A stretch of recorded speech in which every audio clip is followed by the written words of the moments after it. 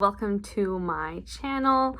So today I thought I would do the reading habits tag. I've seen quite a few of these videos floating around, so I thought it would be just neat to marinate on and share some of my reading habits with y'all. So let's get started.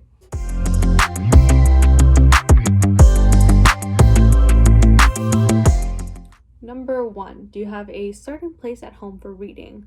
I do. I typically read in my room, on my bed, or in the chair that I'm using right now to prop up my phone to film this video.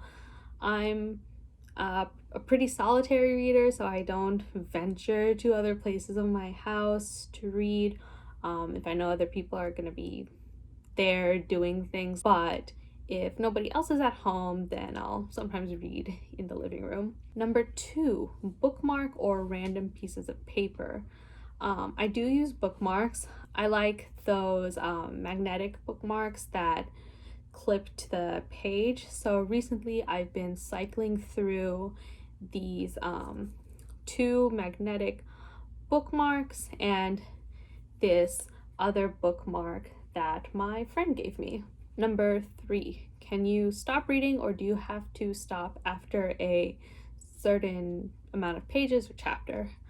I have to read until the end of the chapter, or at least the end of the section or scene change if the chapter happens to be really long.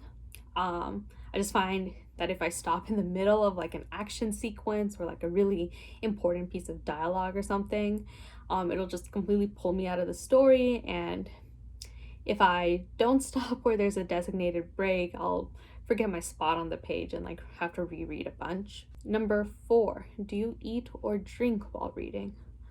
I will drink water while I read because we love to stay hydrated, but I won't eat. I'm just so nervous to stain the page or get any crumbs on the book I'm reading, especially since like 80% of the books I read are from the library. So I'm extra nervous that the person who reads the book after me will see like a grease stain or a crumb or something and be like, ew, what's that nasty ass bitch who read this book before me? Number 5, multitasking, music or TV while reading. I cannot. I have to read in absolute silence pretty much. Music is really distracting, and I'll find myself focusing so much on the sound around me that I'll completely miss what's going on in the book. And yeah, I cannot even wrap my head around watching TV while reading and trying to focus on like 2 separate plots at the same time. So yeah, I think that would be even more distracting. And I'm already like a really slow reader, so just thinking about both the sound and the book at the same time would slow me down even more. Number 6, one book at a time or several at once. So you might have noticed a recurring theme in my answers that I have very limited brain cells and very limited focus. So I can only read one book at a time. Yeah, if I try and read several books at once, I don't necessarily get them mixed up, but it is hard for me to switch gears and like get into the right headspace for each book, if that makes sense. Like if I'm in the middle of a high fantasy adventure and then switching to a thriller is like, whoa. Jarring. Number 7, reading at home or everywhere. Before all of 2020 happened, I would read, or at least try to read, everywhere.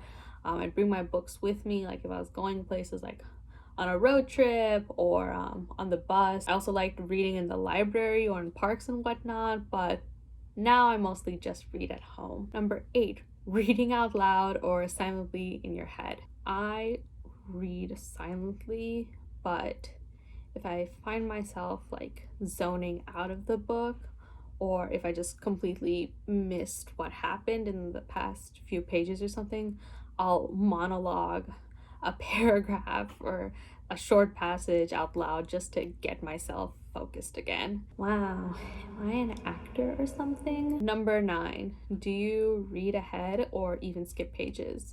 I do not. I just like to see the story unfold as it is, so I just read the pages in the order they are printed. That being said, it does get like super frustrating when you've been reading for like 20 pages and nothing has happened. But even then, I don't really skip pages or skip around. Number 10, breaking the spine or keeping it new. To be honest, I don't really care. I don't make an effort either way. Whatever happens to the spine happens. It is what it is. So yeah, I really don't notice or care that much if the spine is broken or not. Number 11, do you write in your books? I don't, because writing implies that, you have thoughts, and I don't feel like I have that many thoughts while reading, or at least not any important enough that need to be written down like in the moment.